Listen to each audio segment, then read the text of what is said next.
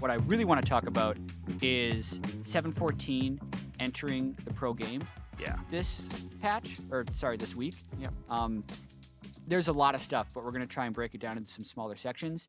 Tank junglers is what I want to start with. Yep. Because that's what I am most familiar with. I play the most of them. Mm-hmm. And I think they're even more likely to be seen because of lethality and because of how good tanks can be against lethality. So Cho'Gath received some massive buffs. He is fairly easy to play around from a pro perspective, but I think he's so objectively powerful that we'll see him. But Maokai and Sej are things that I think should be close to dominating the league if the pros have put enough time onto tanks and are quick enough to turn around their playstyles. Because power-wise, I think they're there. Yeah, I mean, I think they're really strong. Cho'Gath, like, I can see people not wanting to play it in pro simply because the Q is like so unreliable against people who are actually good at avoiding it and good at dodging and stuff. It's like that's one frustration I can see with it, and a lot of players getting really annoyed by that. Whereas Maokai and Sejuani, like, they don't really have the same issues. Like, the CC is so easy to put on. Like, I've even been playing a fair bit of Maokai top, and I think it's incredibly strong top as well. So, like, these champions are just objectively very, very strong. I think that we will be seeing them in pro play. Cho'Gath, I'm not sure. Like, if someone has put in time, then yeah. Yeah. But I could see people getting frustrated and just giving them up. Yeah, we already saw a little bit of Mao and Sej last week, and it didn't even have a huge amount of effectiveness, but just paying attention to high elo, NA solo queue, I think it's coming into the NA LCS. Yep. Specifically, one of the big problems for tank junglers in the past was the warrior junglers would just build longswords, clear the jungle faster, and beat you. But when Bombi Cinder is 900 gold, we talked about this beforehand, you clear so much faster, not to mention the mana increase on the item. These are the champions that it helps the most. On top of that, Bramble Vest, not Thornmail, is still a pretty good item if you're over-indexed on AD. Yeah, I mean, I think, so talking about the champions getting played, I agree, Cho'Gath's insane. I think we should see him. I think if junglers haven't tried to learn the champion at all, I think it's a mistake. You might not find that it's good, but not trying, I think, is kind of not forgivable. Sejuani got like 6 picks in LCK last, this week. 713 had 6 Sejuani picks in a Sejuani ban already in LCK. So, like, and clearly we're seeing her. Sejuani was being played top a while ago when it first got all those buffs. And it was being played jungle. Like, people should have played some Sejuani on the updated patch. Yeah, the champion's clearly playable. I agree. I think tank junglers are in for sure. I think Duskblade is definitely in. Worth pointing out that the 714 is with hot fixes in. So, like, Duskblade got some damage off on the passive. It's like a 10% damage hit mid-game. It's not huge. There was like some minor nerfs to Singed and Nunu in there as well because those champions are kind of over too. Well, the Nunu ones I don't think were that minor. I actually think that Nunu's win rate actually went down quite a lot. Yeah, it was quite a bit. He lost a lot of health. Yeah. Well, let's predict then as far as lethality. What will lethality do to the pick ban? Is Zed coming back? Are we seeing Jhin and Varus again? We're seeing Jhin 100%. I think Jhin is going to be the top 80. Like people were already playing him a lot. I think Jhin, people may be picking even like over Caitlyn and stuff. Like I think that's going to be. Well, Caitlyn got nerfed. I think Caitlyn should not be a top 3 bot laner anymore. Yeah. So I think Jhin is like. I think she will. I mean, this is just her sieging strength is so good and her lane bullying is still so good. Like I still think people want Caitlyn for different reasons. But like I think Jhin for sure is up there. I think that like we certainly could see some players, guys like High and stuff, playing Talon because I actually think that like.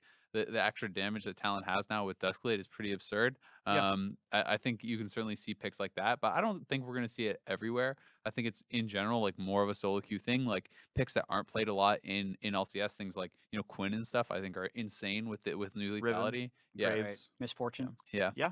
MF could be seen. You might see Altec play it or something. Sneaky plays it a lot in solo queue as well. Like if they think that it's workable, like I could certainly see that being brought out. Yeah, and it's interesting because Kalista was the number 2 bot laner presence in pro playing 713. I think she remains a top 3 champion. Xayah was number 3. I think she remains top 3. I don't think Jhin goes from 10% to number 1. Like I don't think Duskblade is. I mean, it's obviously very good. It buffs him. I think he goes above 10% presence, but I don't personally think he's like suddenly the best because keep in mind, tank busting matters, right? If you're playing a Maokai and a Gargoyle, Stoneplate, Thornmail, like Jarvan in the top lane, like you don't win games if you're playing Jhin. Like if you blind pick Jhin in solo queue and they're like. Ramus, Zach, Sejuani, you're like, okay, we lost the game. Yeah, and they can't kill anything. Unless you have like Cassio and like people who can shred tanks and stuff. Hey, maybe that changes the metagame further, but like you're never going to see Jhin Assassin in the same team. You instantly lose to double tank. Like I should never see that without like the jungler and top laner showing already. We're just trying to use our 10-man roster to its full potential, and we're trying to find the strengths each player has on certain sides, like blue side, red side, because there's certain scenes, certain things that are different for blue side and red side, and in each role, like in bot lane, maybe you'll help your jungler do raptors in red on blue side, and so that affects how the lane's played or something. But I think we're also just trying to help the new players just get their first try on stage, and just help them a bit because they haven't seen game or play time the whole time. Welcome back to the North American LCS. Great to hear from both Keith and you and freaking Jet there for the dive. Yeah, but mostly from Keith. Where's Jhin? Yeah, well, I mean, Jhin, I think it can be really good. I just think, like we were talking about a little bit, it has to be in combination with kind of these tank shredding mid laners. If people don't want to play things like Cassio or Malzahar or whatever, then it's probably not too strong in tank meta. But we did see MF. That's true. You got that good brain. All right, the teams are readying up on stage for round 2 between EchoFox and Counterlogic Gaming. Player of the game honors will go to Darshan for that last game there. And EchoFox are subbing in a Looper, Akaadian, and Keith. So kind of the standard team, I will say. The expected starters in a lot of ways for Fox. These were the players we saw the most of, and their record's actually pretty good together, and even 500, I believe. Yeah, I believe they're 10-10 with this the original starting roster, if you want to call it that or whatever. So while that's not like mind-blowing, you compare that to all their other rosters combined, like every other kind of version of EchoFox that they've used, which are 2-9. And that's a pretty huge difference, right? And that is what is making people question, why are you keeping swapping? Why are you always doing this, right? Because this is a team that a lot of people thought could make playoffs. As there's some interesting hip movements there. Loop is just, getting ready for his first game back on stage. Yep. We could see some Looper Singed. Singed is really good this patch. Ooh, that's true. And he even played Singed before all these buffs. So I think it's actually way better than it used to be. That's a pick that could be pretty strong if he wants to go for it. Yeah, it's kind of weird for me that, like, Syndra's that champion. I mean, he did get hotfix on the patch as well, along with Duskblade, I believe, were the 2 changes that happened mid-patch, effectively. But Singed was, like, absurdly good as far as total win rate goes. Like, completely unreasonable. His win rate went up something like 9% or something like that with the changes. And it was already, like, a decent win rate. So he was definitely way too good. But even still, he's very, very strong. I think he's stronger than before with the changes overall. I think the fact that grounding is now on his kind of little goo or whatever it's called. Yep. Adhesive is actually very, very powerful. powerful. Useless stuff. There you go. I mean, it's essentially the same way that Cassio's miasma works, or miasma, whatever, with the grounding where you cannot flash, you cannot dash, you cannot use any of those abilities when you are inside it. And that is actually pretty powerful for team fights, especially when you are looking to engage people with Righteous Glory and Ghost, and the ultimate gives you move speed, and now your passive gives you 20% move speed when you get near people. So it's so hard to actually stop him from engaging on you.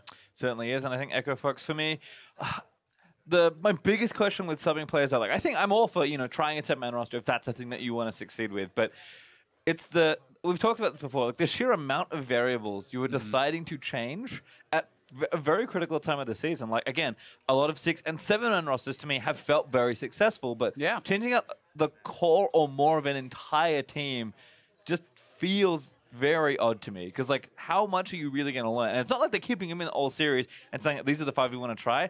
The fact that you're also subbing them out after that and being like, well, that didn't work, let's try something else. I'm like, what are you learning here? Yeah, and I mean, last week they had a great first game one, in their last series of the league. And then they subbed them all out after a win, and then they lost the next 2 games pretty heavily. So it's definitely a bit of a head scratcher. And even if you say, okay, yeah, don't worry about it, we're not going to make playoffs, let's just work for the future, you still have to avoid relegation, right? And they are not safe from that. They, I think, are maybe 1 game ahead of, like, P1 and Liquid and stuff now. So they're certainly pretty low in the standings, and you want to at least be, like, 8th place so you're avoiding relegation, because you can still get relegated in this last split. Certainly can. Back over on the CLG side, not a huge note, but oh my god, not subbed in this game. I may be expected to see him in game 2, but it looks like CLG will stick with the same 5. And I think, again, it's tough to know exactly what CLG are doing. It is nice to see him introduce a new player, and I think for a lot of teams, jungle is the role you kind of reinforce with a sub. But I mean, Dardoch seems pretty comfortable on the meta. Like we said, he's certainly grown a lot as a player, and is definitely kind of lining up with CLG rather than just trying to beat Dardoch on a team. He's like, he recognized that he has to fit into this team to succeed. He can't just do what he's always done. You certainly do. And I mean, his reasoning was always, well, he had to carry kind of on other teams, right? And CLG, very clearly he does not have to carry. This is a team that has been very successful for a long time, and he can kind of play that more supportive role and be very successful. Sometimes that's what you need from your jungler. You shouldn't be the star every game. You should be able to play the supportive style. You should be able to play the aggressive style, depending on the meta, depending on the team composition, and depending on what makes sense within the context of the game. Well, we'll see what happens here in Champ Select. AKOFox making a lot of changes on the personnel side here for this game. We'll see if Champ Select also alters up. Looks like Aurelion Sol and Zach banned on blue side. That's usually not how that goes. Talon and Cho'Gath joining in for CLG, so very similar bans already. I mean, the Zac banned on blue side makes sense if you think that the other tank junglers are now higher priority, which is kind of what most people are saying. They're saying, well, I'm going to get Maokai. What are you going to get, right? And if that is kind of the next pick after that, you can ban this out, and you either then force your opponent to also ban Maokai here, or you can kind of have that free first pick. But maybe a trade that CLG is willing to make, especially when things like Caitlyn are still on the table. But they're going to ban away the Caitlyn. Okay. All right, Darshan and Caitlyn actually the last ban, so 2 bot side ones as Elise is snapped off instantly by AKOFox. So a big change of tactics here for this game.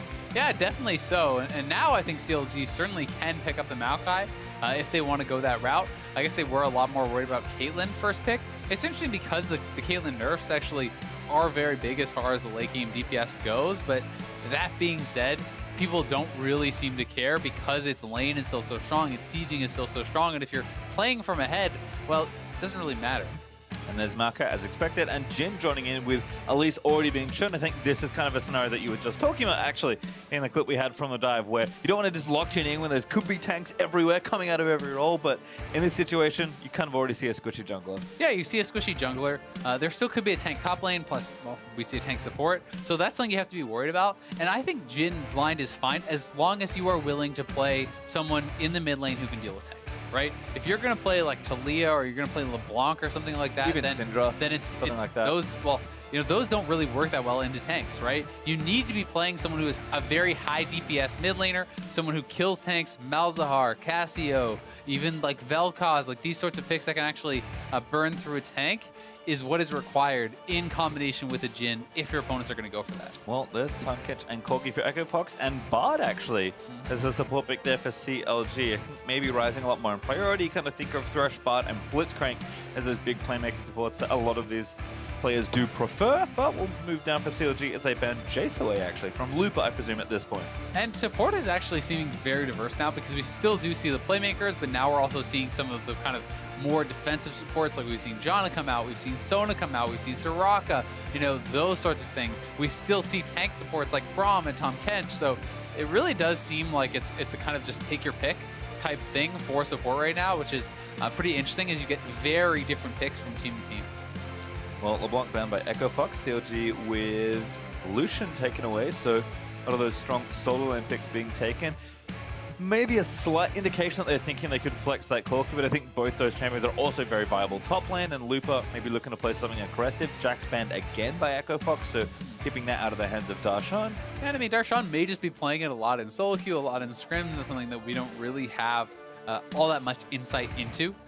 Jax certainly can be a strong pick for him, and I think he has been able to show that.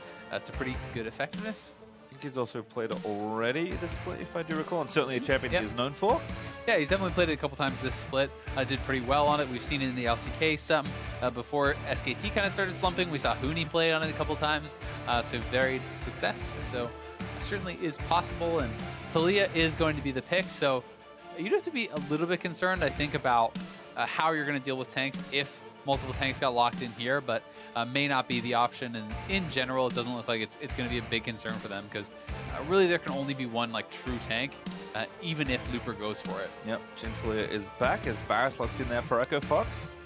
Go down into the hands of Keith, and Gnar still open actually. I haven't seen him all series long. It's only been one game, but almost forgot about him given the lack of priority last game. And this could be top lane Maokai, and it's going to be top lane Maokai. So this is something that you can flex around, and Maokai is actually a pretty good matchup into the Gnar because you can simply jump on this guy as he goes mini, and you can actually mess him up pretty well in trades. That being said, it's a matchup that you have to play aggressively in Gnar, which is pretty much every matchup. To actually beat Gnar, you always have to fight into him, whereas he can play very passively, he can just chunk you out, push you in, and that is why Gnar is such a strong laner, because if your jungler is kind of not there in your back pocket, it can be pretty tough. And Dardoch going back to the Rengar, something that we haven't really seen much of at all lately. This is a pick that I think has kind of fallen to the wayside, although with lethality, it can be quite powerful, and there certainly is that one-shot potential. Dardoch has had quite the highlight reel of Rengar games in his career, so we'll see if he's looking for something here. I do like the flexibility CLG are willing to show it with the Maokai. Certainly if you're going to play at jungle, you want to be able to flex at top as well. So kind of matching Akaadian there. See if these junglers can get off to an early start, but I think pretty stable team comps on both sides. Looper, no Singed unfortunately for us, but Gnar's kind of one of, if not the best top lane pick right now. So nice to see the team back in, but playing very stable stuff. Yeah, definitely so. I think that this is a game that Darshan can have some extremely efficient itemization against, though. Auto attackers galore, really across the board here. So, I mean, things like a Frozen Heart, a Bramble Vest, Ninja Tab Eyes are all extremely effective. So, looking to see him go for those sorts of items very early on. We'll see if he does elect to do that. I always forget about Bramble Vest. It's so good. Like, there's not a lot of tanks top lane that are actually any good, and that's I think partly why we're not seeing it as much, because in jungle it doesn't make quite as much sense. But things like Cho'Gath and Maokai actually can be top lane tanks that are quite effective, and when you are laning against auto attack heavy teams and auto attack heavy laners, I think that Bramble Vest can be super efficient. Like, you can go tabbies and a Bramble Vest as your first items against someone like a Gnar, and it can be actually super efficient. But there's always the worry of then getting preyed on by this Elise, who obviously you're going to want some health in MR for. Well, aggressive level 1 for CLG, but don't find anyone to pick off. Stixxay just going to dance in front as Looper gets a nice deep ward down towards the Raptor pit. He's going to get collapsed on here, though. The Sapling is going to chase him down. Looper going to be forced to flash here. Hops over the wall instead, so skills up hop, but Huhi still running around as Darshan also trying to cut him off. I think he's dead. Yeah, Looper's just kind of trapped into the pit right now, going to try and fight his way out, but I don't think he's going to get there. Probably holds onto the flash at this point, but Sun's going to come out, and there's first blood for Huhi. Oh, that's a brutal start for Looper, and he actually had to skill his jump level 1, so usually you're actually going to get that at level 3. Like in a lot of these lane matchups, so his lane is going to be set back. He's actually dead at a pretty late time. He should be able to get the lane okay, but certainly can't leash, and it's going to mean double Doran's ring start for Huhi.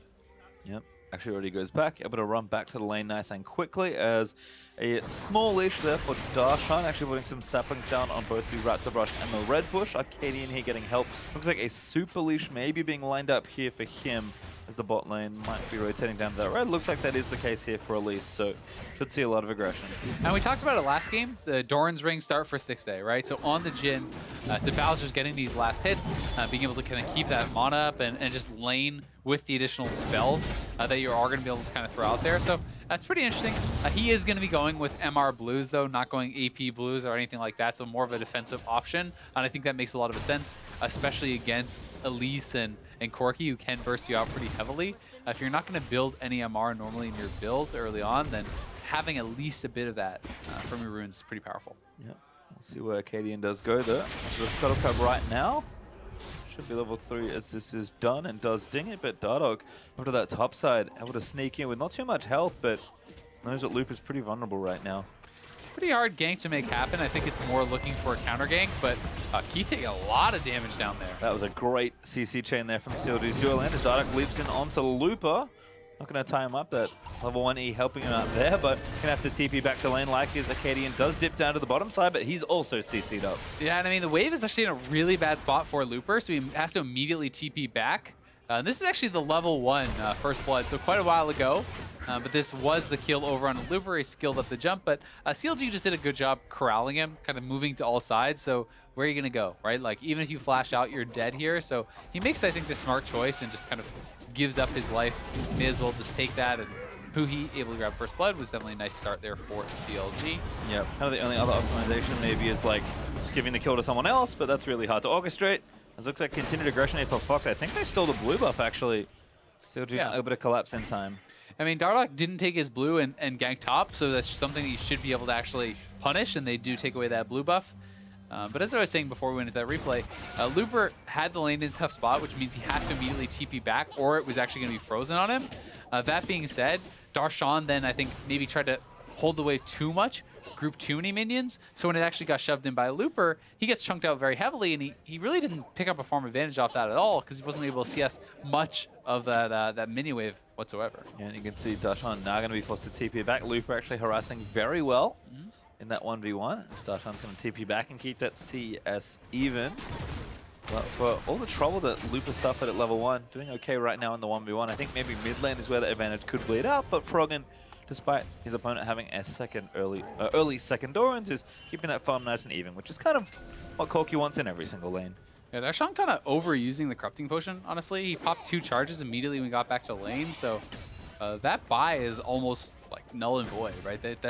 He just went back, and his first buy didn't really get him much of anything. Like, that's gone within a couple seconds pretty much of him getting to lane, so that is kind of a pretty high cost to that early trade. And you have to be careful about when you are going for the trades. You want to keep your mana up so you can continually go for them, but if you go too far, you can take too much damage on the return. Looper a little low on health, but should be just fine here. Does wall up Darshan in the wave and get them damage back down. Crunch actually does a nice chunk of damage to a tank. Akaadian is in the area, but I think I spotted Dardoch on his Raptors earlier, so Dardoch farming away right now. Good vision there from Fox, as you can see that ward just over the side, but gonna kind of back off there for Looper. Looks like just take a recall. And it can definitely be tough to actually fight into the Mega Gnar on Maokai. It's really about trading when he's not in Mega. Right when he comes out of Mega, you try to jump into him. And like one of the tricks that you can kind of do that I don't see a lot of pro players actually playing around in the top lane is, so your Q is essentially a knockback, right? The saplings do massively more damage if you have them in the brush, so you should be trying to throw a sapling into the brush and punch your opponent towards that to actually trigger the sapling. If you can pull that off, it's something that really increases the damage from your trade. One of those saplings hitting can be pretty devastating for a laning phase. Yep. I think one of those things where Maokai did receive so many changes, despite feeling relatively similar as the champion, that players now, with him finally getting some play in pro, kind of learning a lot of those intricacies, especially if you have to flex the champion. Maybe you can think you'll play that maybe less than half of the time you would if it was a main role champ as CLG with a nice little play. And it's one of those things where, honestly, I feel like very few of the top laners will have been practicing Maokai, because like, well, I've played 1,000 games of Maokai in my life. He's a simple champion. I don't need to practice it. But little things like that can make a pretty big difference. Obviously, not in all cases. I mean, in this case, Looper's playing on the bottom side of the lane anyway, so you wouldn't be able to do anything with that regardless. But there are little kind of tricks that can be pretty effective, and little combos that you don't see people actually always utilizing that well because they're not that experienced, I think, on the champion. And that's something that I think we'll see kind of change over time. There's things where you can kind of even like almost like alley-oop yourself with the ultimate, where you throw out the ultimate very early and then you're able to flash forward, root them, and then punch them. And if you can get these max range ultimates that you CC them so they can't move until it arrives, it lasts so much longer. Because at point blank, it's like 0.4 seconds. At max range, it's 2.4 seconds or around that. So if you can actually set yourself up for that, it's pretty powerful. I mean, I'm here for all these optimizations personally, so enjoying the tips and tricks. Darshan trying to trade, but Looper being very elusive with double Doran's Blade, actually really trying to leverage an early lane advantage. Froggen level 7, so able to fire some missiles out and help wave clear, but early buys have come from the mid lane, and it's just been a farm fest so far. And he has to actually be pretty careful. Like, you know, it's not just about bowling lane, it's about surviving, getting that early extra HP and stuff, because Maokai can mess up a Gnar. As long as you don't run out of mana, you can keep jumping forward and going on these attacks. And I think that's why it's a pretty smart build from Darshan as far as going for the Doran's Ring and grabbing this Corrupting Potion, because that gives him actually a lot of mana. You can spend that out, then base up and look to make these plays. But aphromoo and Dardoch up here on the top side. Elise is here as well, though. This could get turned around. Already going, but Darshan has the ultimate rip, does root up too. Dardoch pops the ultimate, but Akaadian, great counter gank there, just making sure no dive happens. Yeah, that's actually a pretty expensive gank there from Dardoch, because, I mean, popping the ultimate, that rank 1 ultimate is actually quite a long cooldown there for him. You know, over 2 minutes, and he has no CDR actually purchased yet, so it's pretty nice pathing from Akaadian. Shut that down with no real problems. Yep. Darshan also used his ult, so that setup won't be there for a while. He didn't lose too much on the bot side. Stixxay able to return and play safe, because it looks like both supports are roaming, but Certainly a lot invested and no return there for CLG. So they'll hold their lead here in 8.5 minutes, about 1,000 gold ahead. But certainly not snowballing nearly as out of control as game number 1. No, certainly not. But at the same time, you know, Akaadian is playing kind of what I would call the more early game jungler, and he has not really gotten anything done either. Besides, you know, he did have a nice counter gank there, but he's a Moby boots Elise, and we're at 9 minutes, and he has not really ganked yet, right? And that's not a situation you want to be in. You do not want to be Moby boots Elise, just kind of farming around the map. You want to be moving around, ganking, putting on pressure nonstop. Oh my god. Oh, Stixxay. So well timed. That was pretty sick, but Do they even have vision there? they had a ward you know, on the entrance, so they knew they were doing it, but I think the timing was just a total guess. Well, good guess from Stixxay. Gets himself a blue buff. He's going to feel great there as Jhin in the bot lane. Denies it from Froggen, who did have the package and was looking to make some sort of roam into the jungle. Gnar from Looper. Going to move Darshan into the wall, but Huhi's here for a surprise. Knocks him back into it, but the minefield not there. Damage, so might still be enough as Looper pops to flash. Darshan immunes himself under the turret. Now Huhi's going to finish the job. Nice dive there. A little bit out of sorts from CLG, but they do pull it off. And getting the kill onto Looper, they get the flash from him as well. Just cost the one flash there from Darshan. So really good roam up by Huhi. And getting Darshan ahead on this Maokai is going to be really big. Yeah, already has a pretty good CS lead, so Looper going to lose a ton more to the turret before he's able to TP there. Echo Fox with 3 people in this brush here, with Froggen also roaming down. So some 4-man play being developed, but CLG now going to spot them all. Dardoch flashes out from under Akaadian's cocoon. Ulti though, he's going to hit onto aphromoo, but now Stixxay going to counter kill. Great ulti there from Bard. Going to tie them all up, waits out the duration as Stixxay puts a few more bullets in, and now Darshan's TPing with the ultimate ticking away. Looper here, but he gets all 4 minutes done. Gets everybody else as Darshan leaps in, and Keith just explodes. Looper going to go down next. There's the third kill. Aphro able to get the kill in onto the Gnar. Dardoch slays Gate. Rappel goes down, and Akaadian goes down also. It's a massacre in the bot lane as CLG get everyone. Darshan, so much faster on that TP, gets all 4 with his ultimate. And that was that. I mean, this game is almost like done. This is 11 minutes in. They're going to be up almost 6,000 gold and get a like they're going to get the turret and the dragon. Like, this is insane. 5,000 gold to lead. Yep, first turret pushes that gold up to lead up to 5K. As let's watch this again. Yeah, and Darshan's so much faster, and this is a mini Gnar TPing in. I mean, the TP is already completed as Looper starts his TP. And look at this ult from Darshan. He knows that's the only way they can get out. Corrals all 4 in. Locks up the AD carry. Keith gets knocked in, easily cleaned up. And the AoE coming in from Dardoch there, just crushing them. And remember, Akaadian spent his flash to try to catch out Dardoch in the jungle, so no way out for him either. And that is just brutal. Poor Echo Fox. He's going to casually solo the Ocean Drake, giving CLG another advantage there. And now the standard roam to the top side as Stixxay has a Dustblade finished. Yeah, he has a Dustblade finished. I mean, look at the amount of damage coming out from these guys in the team fight. Just able to kind of group them up and crush them down. CLG have got to be feeling so good about that early play. They were already winning across the map, and now Echo Fox are just in a dire position. They're going to have to slow down this game so much to really be able to get anything done. And even then, you're going to be facing, you know, kind of outscaling, I'd say, probably in the top lane and the jungle, and it's really rough. I think CLG have demonstrated this consistently, but even as early as last game, that they're a team that when they get an advantage, they know exactly what to do as far as snowball goes. This should be very straightforward for them. And I mean, one of the biggest problems is not even just the gold, it's the experience. Look across the board. Level up in top lane, 2 levels up in the jungle. Even in the mid lane, 2 levels up on both AD carry and support in the bot lane. Like, that is an insane advantage in experience that isn't even shown in the gold lead. So not only are they ridiculously behind as far as the itemization goes, the actually base stats on the characters are so much lower as well. And Froggen maybe getting caught out, but looks like he will get away. This is going to be another turret, though. This is 3 turrets so quickly for CLG. Stixxay already took the top outer. CLG working on the mid here, and they should break this line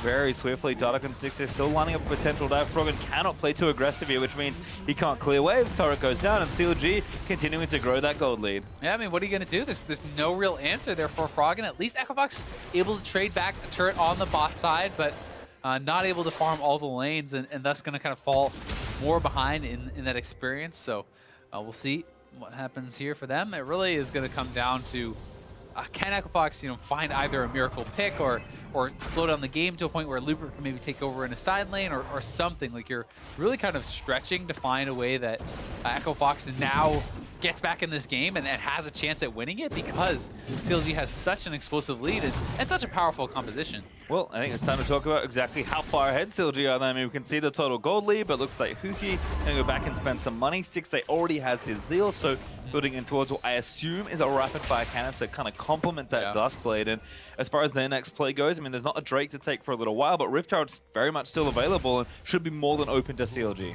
Yeah, so CLG really want to extend their advantage now. You know, it's not about just sitting on this 5k gold lead. And the way that they do that is by pushing up vision. You get vision in your opponent's jungle. You move around the map and you start farming both sides. If you can actually accomplish that, if you can start to shut Akaadian out of his own jungle and really just extend the farm lead, there's, oh my god, that damage. Just like that. There we go. Rengar and Bard team up. The unlikely duo able to slay the very squishy Elise. Yeah, I mean, Dardoch is just so strong right now. With the early lethality and the completed warrior, he still has his ultimate available here, and they could be looking for Froggen.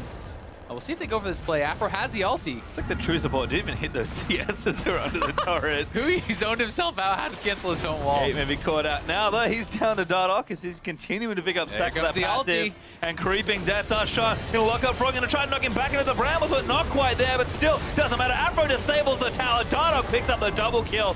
A trade goes over as Bard will fall, but Keith's gonna die to Huhi. So well played by CLG. Yeah, Darshan almost setting up that alley-oop. Not quite able to get it, but they get 3 kills there. They're gonna knock down another turret, and Echo Fox are not putting up much of a resistance here. Looper, no reason for him to base because he can't do anything about it, so he's gonna try to get some damage down on this side lane turret and may be able to knock that down, but it's a very small victory compared to what CLG is getting. This lead is just insane. Yep, continuing to be extended, which is exactly what we wanted to see from CLG. Looper will take this turret. Gold lead stands at 6,000 up still for CLG.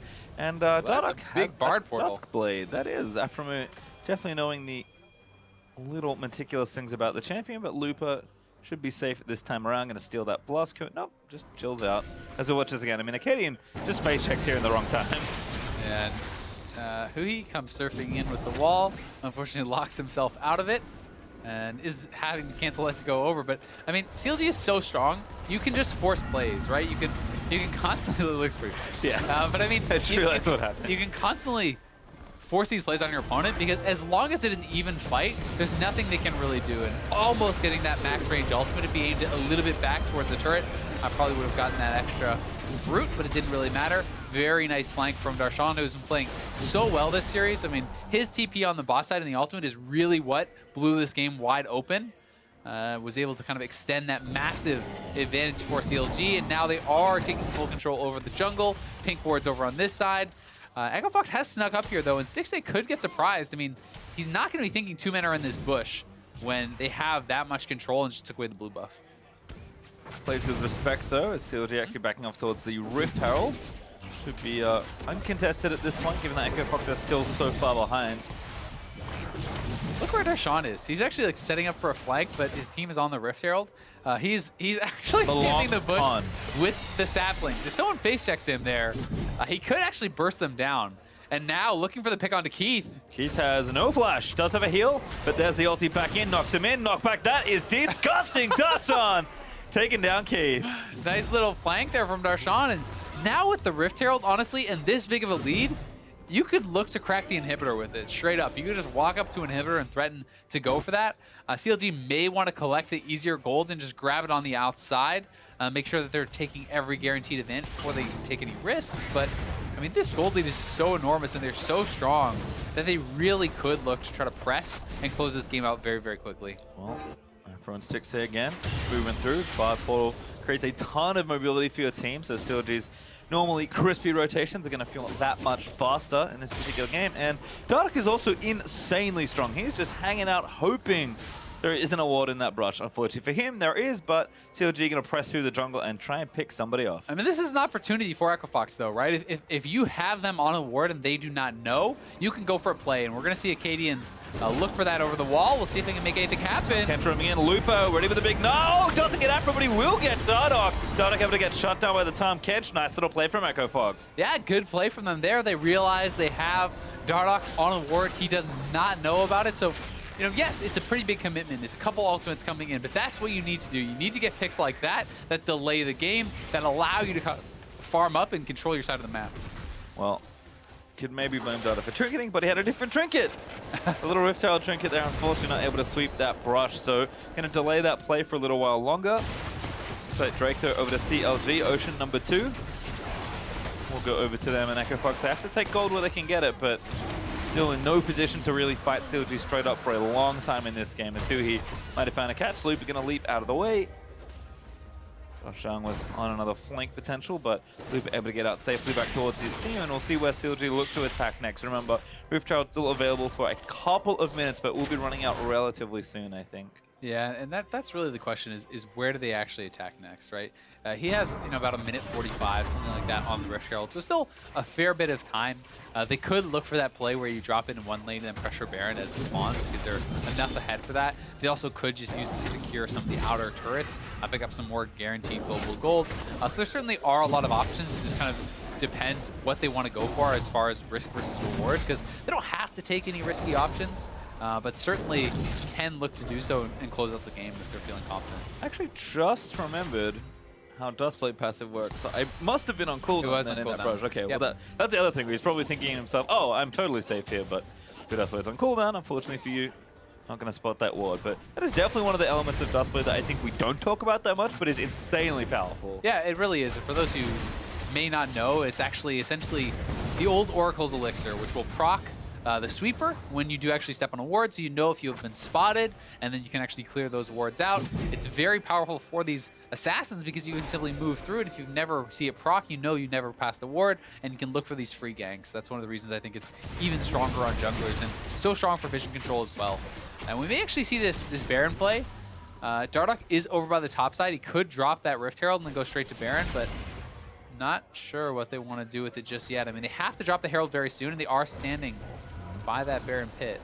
Yeah, kind of in position there in the Tribush before, but walking back towards Baron right now. I hope he hasn't forgotten about it.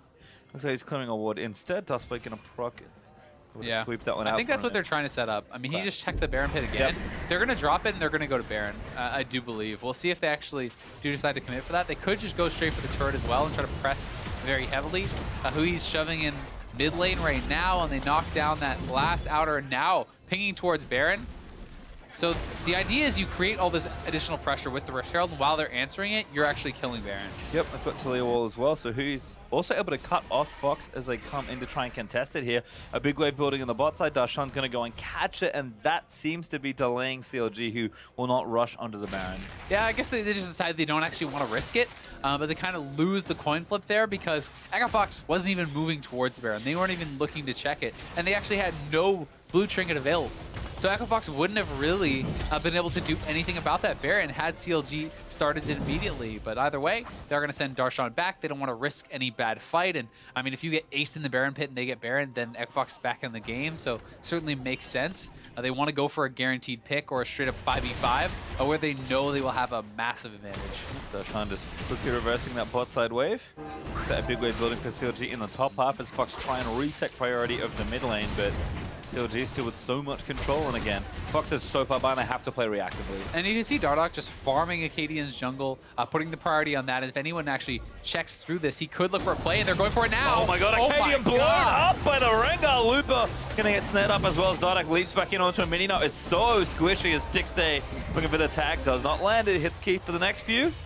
Last bullet gonna go blind. Oh, she does get one. And now they can definitely do the Baron. I mean, after the jungler just got one shot, Huhi actually chasing after Gate there. Gate's outie. Gate's out, but the Baron's gone. And CLG, they get what they came for here. Dardoch just waiting, setting up a very nice pick in the jungle. They push out the wave. He farms the jungle. They know they have vision control.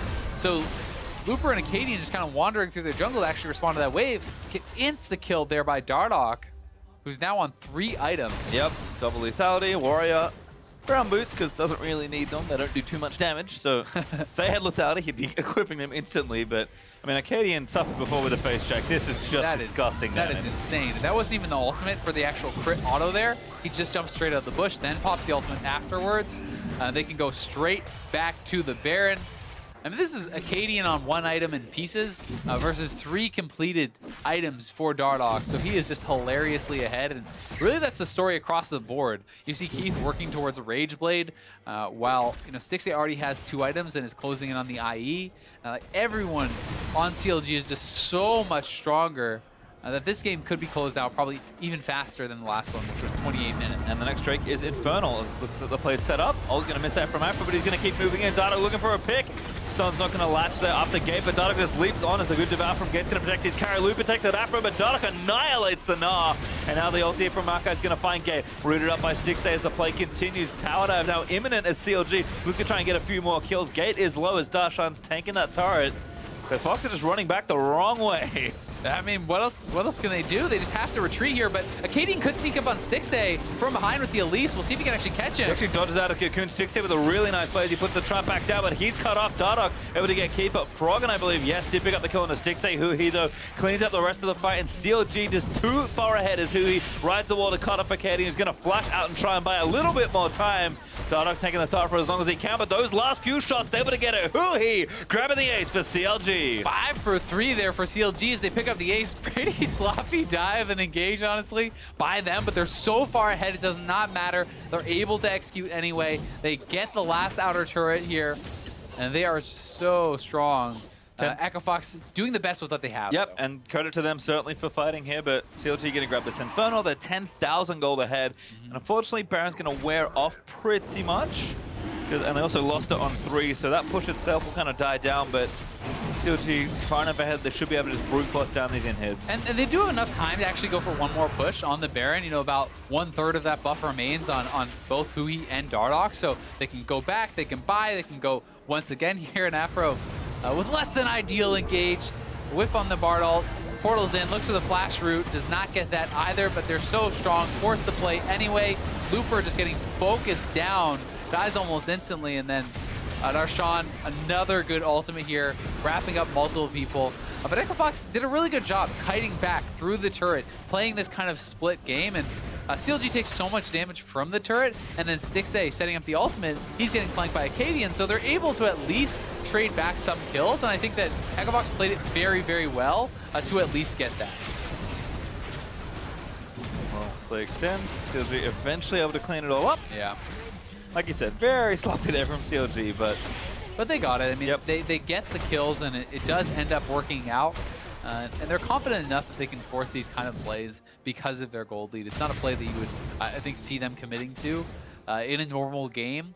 After the Bard ultimate misses, generally you'll just back off. But in this case, they felt strong enough that they can just make it happen anyway. So now, setting up 1-3-1, looking to push in the side lanes, and then perhaps just group 5 middle and actually force that down, or see kind of where the chink in the armor is for Echo Fox. Well, looks like everything being set up once more. Baron has dropped off, but not a huge loss there for CLG, who have more than enough items to try and close out this game. Stixxay did finish his IE. Dardoch has a BF sword, probably going into a GA, so full damage Assassin Rengar is arrived, actually. I was going to say incoming, but certainly already here when you look at how squishy a lot of the members of Echo Fox are. Even Looper in mini form is prey for this Rengar. Yeah, I mean, Looper did not go for a Frozen Mallet, which I think is pretty intelligent. He's trying to just get up his tanky stats as fast as possible. Akaadian as well, bailing out on a damage build, going for the Locket. Like, these are smart choices, but they're just so behind in gold that it doesn't really matter unless they can kind of hold for a long time. And Darshan now starts up the ultimate, zoning them off the turret. I love this combo. They're just going to knock down the turret. Well, it looks like double root actually going to land in. Turret should fall. Great shot back there onto Akaadian by Huhi, but turret is going to go down. Froggen with the short range. Corki can't get in. And Dardoch leaps in to try and get a kill. Good devour there from Gate as Keith is forced to flash. Stixxay cover fire there with the ultimate. Almost takes down Gate with that last crit bullet, but damage is done. Inhib goes down. Yeah, really well done there from CLG. Dardoch and Darshan easily able to kind of just run in, use that Maokai ultimate to actually zone them off the turret. Very, very powerful as a sieging tool. Knock down the second inhibitor turret, and they can even continue to fight if they want. They're going for it. Looper actually locked up. Oh, that's Darshan going golden. alongside Looper. Latch isn't going to quite land, but the shove is good from Huhi, but not enough damage to actually kill Looper. Fox still 5 alive as they look to defend, but Darshan leaps in onto Froggen, roots him up. The W is going to connect as Gate goes down to Dardoch. aphromoo with yet another kill, his 4th of this game, and Keith and Akaadian too low to defend top, and hit falls as well. Minions are going to be pushing in mid. They can continue to shove this up. Super Minion has arrived, and I think CLG looking for another sub-30 win here, and looking to make it 2-0 over Equifox. Yep, Stixxay just reloading, going to start shooting down these turrets. Left one falls. And Looper going mega might need to make a heroic ultimate here. Look to save it up, but he's just getting locked up. Dardoch just assassinates Keith as he dives into the backline. Gets a double kill as he slays Gnar, just so strong on this Rengar. And the Nexus open. CLG will take it in barely under 30 minutes. The speedrun is complete. CLG with the sweep. Yeah, less than an hour of total gameplay to win this series for CLG. They made it look very easy. This one even more dominant than game number 1. A lot of credit deserved, I think, by the whole CLG squad, but Darshan, I think, played exceptionally well in both games. First game, surviving all the pressure, being able to absorb that and still have success later in the game. And in this game, it was his TP bot lane that really did turn the tide. The 4-man Maokai ultimate, wrapping them up and getting them a near ace very early on in the game. Just gonna have a look in as the teams are gonna shake hands. So much work being done in general by CLG this game, and I think still very early to chart exactly how this will fall out, but early impression seems to be that Maokai is looking good. I do not think he has lost a game yet this weekend. Yeah, Maokai is really good, I would certainly say. I think that Equifox, maybe back to drawing board a little bit for them. This is, I believe, their 4th straight series loss in a row. They are definitely struggling and are facing that prospect of the promo relegation tournament once again. Yep, certainly a rough outlook there for Equifox, but CLG again trying to break. Still the 3-way tie there in the top of the standings. Have a very tough match tomorrow against Immortals, which will kind of really break that tie open, but winning here certainly keeps them ahead. And if Immortals slip up, or TSM slip up as well, they are playing Dig today. Yeah, and I mean, TSM playing Dignitas on the other stream right now, so you know, the result of that series could actually push them right into first place, right? If TSM loses, CLG does get a game up on them, because those 3 teams are all sitting at 9-3 right now. We'll have a look at some of the moments in that game. You mentioned already Darshan's TP leading into a very effective looking ulti. We'll replay that ace in the bot lane in just a moment. Here we go. Oh, it's this play instead. And I mean, this is CLG just kind of looking to really force down and close out this game. They're so far ahead. Afro whipping the ulti, whipping the bard stun, but it just really doesn't matter. You can see how quickly Dardoch and Stixxay actually shred through that top lane tank on the Gnar, and they're able to just essentially dive behind multiple turrets because they are so far ahead. They know they can go for these sorts of plays, and this did allow them to eventually chase down a couple kills and really look to close out the game quickly. Ah, yes. Now I remember this play. Yeah. I mean, this is what... That's a really nice repel actually from Akaadian, by the way. Stixxay flashed in as well. I was like, I'm going, no. Yeah. A little bit of an oopsie, but I mean, this is the kind of series that CLG wanted, right? They wanted to actually not just win this series, they wanted to dominate this series. They're competing for the top spot. This is a team that you should, by the end of the split, be able to dominate, right? Like, we're not in the early stages. This is getting towards your playoff form, and you need to be able to crush the bottom tier teams if you want to be a legitimate championship threat, right? Yeah, and I think across the board, just a really good performance there from CLG. But for more on that 2-0 victory, let's check in with Digon and CLG's jungler. Thank you very much, Pastry. Great cast on the day. I'm joined by Dardoch. Now tell me, you guys just took down Equifox, who has a 10-man roster themselves. What's it been like going from the young gun, the ace, now to being kind of a mentor for your substitute? It was a bit of a shock at first, because I wasn't used to watching others, like watching someone play with my team in place of me. But I just had to take it in stride with the right mentality, and I'm just trying to improve as much as I can, as well as helping him improve. So a good way to improve is to be on top of this new patch. There's a lot of crazy things here. Tanks, assassins. What is your take on the jungle in this new 7.14 patch? Overall, there's a lot of not a lot of variety. You either pick Cho'Gath or Maokai, or if they're banned, you pick. Then it opens up. Or you can pick things like Rengar, Elise. You can play Kayn. Kha'Zix is pretty good. I even got Elise in a few times. But just in general, I think the tanks are a bit overtuned and they're a bit too easy to play. So I don't like that much. But if it lets me play Rengar, why not? Well, looking a little bit further ahead, you got your game against Immortals. There's a top 3 cluster there. How do you expect to break through that with TSM and Immortals, starting with Immortals next tomorrow? We're just going to beat them. Well, how are you going to beat them? Don't give me just that. Come on, give a little bit more. Well, my view is that they're Immortals and TSM are very strong teams, but I just think we're better. We're just going to beat them because we're the better team. All right, so strong words come from you. Thank you very much, Dardoch. We're going to send it on over to Dash and the analyst desk without a desk for more information. We agreed on the dojo. Still without a desk, Degon. All right, yeah, the dojo. I really like that. That was thought up while I wasn't here, but I will use it. CLG, man. Oh, yeah. 2-0 victory, easy peasy. I mean, you heard Dardoch there. He's confident about their games against Immortals and TSM still to come.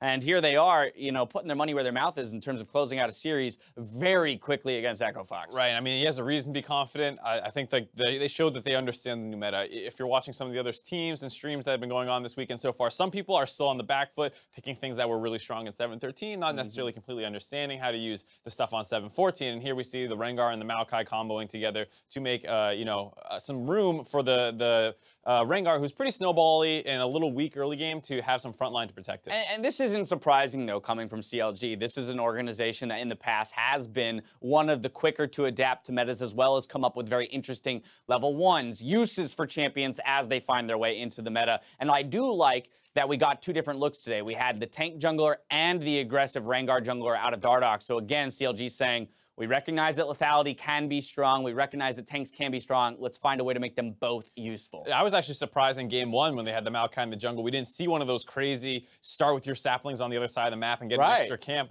leash from your bot lane. That was something that we saw in Europe a little bit. Pretty cheeky. Yeah, it's pretty cheeky. And like you said, it's something that CLG, being very innovative often with their level 1s and their champions, you would have thought they would have picked it up. But who knows? I mean, it's still pretty good to see them already flexing the Maokai between the top 2. They were doing it a lot earlier in the season with the Gragas pick, and Maokai currently is just an improved tank to do it with. Now, again, because this game was so dominant and so dominant from so early, there's only so much we can analyze, you know, from a gameplay perspective. The one clip we want to bring up is 10-10 into the game. CLG picks up a 4-for-0 in the bot lane. This is after that weird first blood handed over by Looper off of the invade for the ward, but essentially so much gold going into the coffers of CLG as a result of this play gives them all of the control they need for the remainder of the game.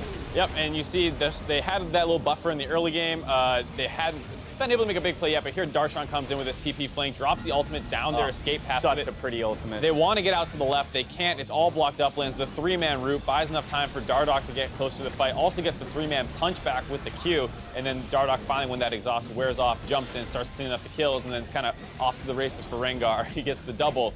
And you give him a double kill, that cat's going to kill a lot of people. Right, more and more we're seeing the power of that Maokai pick, right? Off of TPs, his ability to flank position, lock down targets, and make sure that they get zeroed out to give his team advantages. Darshan playing very well throughout this game, going to pick up player of the game for his team. So again, the series for him today, massive. Yeah, he had both player of the games. Obviously, 2 different looks a little bit with the Jarvan in the last game. A little bit more aggressive, bully-oriented, built some damage. This time on the Maokai, they flex it to him. He's able to execute on it. And while, you know, Dardoch has a monster performance as well, it is off the back of that huge replay that we just showed. And then any Rengar that gets those kind of advantages in the early game is going to be able to start popping off. And he had a great game out of Dardoch as well, but Darshan was the big setup. Yeah, I mean, Darshan's scoreline looks great, but something we didn't get to break down game 1 of the series, but something that we had talked about very early on in that game 1. Credit to Darshan for recognizing up against a Rumble, a Sejuani, and even a Taliyah. So triple magic damage on the top side of the map from Echo Fox. He backed first item Negatron Cloak and a Rejuve beat on Jarvan. That's very abnormal in terms of the standard Jarvan build, but recognizing that the only damage that's going to come his way is magic, he built himself a very safe top lane. Very safe top lane, obviously with the Taliyah as well. You know she's going to try and roam into the side lanes. You're pretty likely to receive some jungler attention as well. So really smart pickup, knowing that he's itemizing against the 3 threats that are going to be coming after him, able to survive that, and then after that had a great performance that Intelligent play from top-tier players. Last thing I want to discuss is that remaining, schedule for CLG as we talk about the mix at the top. They've got Immortals tomorrow. The following week, P1 and Envy, and then the final week, Dignitas and TSM. So not the easiest of schedules, considering they have to play both of the teams they're tied with currently and a Dignitas that is surging. It's going to be difficult, but I think it's something that can be a huge benefit for your team. If you end the regular season destroying the other top teams, it gives you a lot of confidence going into playoffs, and they look really, really good. We've seen some of these other teams struggling a lot right now. We have not yet seen Immortals on 7-14, but I think it's fair to say, no spoilers for the other stream, Right. but well, one of the top teams is struggling a little bit. So they will probably want to step it up. Yeah, you can hop on over there and check that one. Now, I lied. I actually have one more thing I want to talk about, and this is an Echo Fox point. This roster, Pastry brought it up going into the game as they made, 3 swaps here into game 2. He takes issue with the way in which they are, choosing to sub out people, in that they have too many variables. How could you ever determine who is and isn't working and in what iterations if you're making this many changes, on top of the fact that you're making these changes still in week 7? That's the big thing, is the records are so different between your original starting 5 and your backups. I think it's 10 and 11 with your starters and 2 and 9 with all other iterations of the roster. iterations. It's the same thing we were saying last night with Team Liquid, where at a certain point, it's clear who your best team is. And I don't fault them for losing a series in week 2 where they subbed out Akaadian early on and brought in Grignay and those kinds of things. But at this point, you know who is your best roster. You're changing these things around, and it's getting to the point where you just have to look at it and say, like, what are you trying to get out of this? Are you trying to get them experience in week 7 when you're trying to avoid promo tourney? I'm not sure. And that's the thing, right? It has to come down to a discussion around whether or not Echo Fox feels they legitimately have a chance to make playoffs, in which case they should be fielding their best roster, and or they've kind of succumbed to the idea that, fine, we're not making the playoff picture, let's utilize the rest of the split to get these guys playoff time or play time while avoiding relegation. Who's to say? We can only speculate. That's going to wrap up the first series, but we've got more games coming your way. Up next, Phoenix 1 takes the Battle Theater versus Team Liquid. Don't touch that browser. You're watching the North American LCS.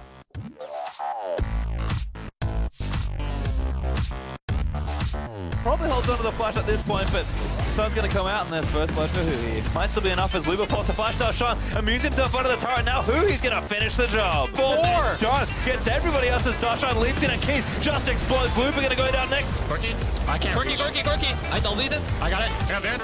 Can you done. I can't reach. I got him. Well, that's a big Bard portal. That is. Keith has no flash, does have a heal, but there's the ulti back in, knocks him in, knockback. That is disgusting, Darshan! If anyone actually checks through this, he could look for a play, and they're going for it now. Oh my god, Akaadian blown up! Look to save it up, but he's just getting locked up. Dardoch just assassinates Keith as he dives into the backline, gets a double kill as he slays Gnar, just so strong. CLG will take it in barely under 30 minutes. The speedrun is complete.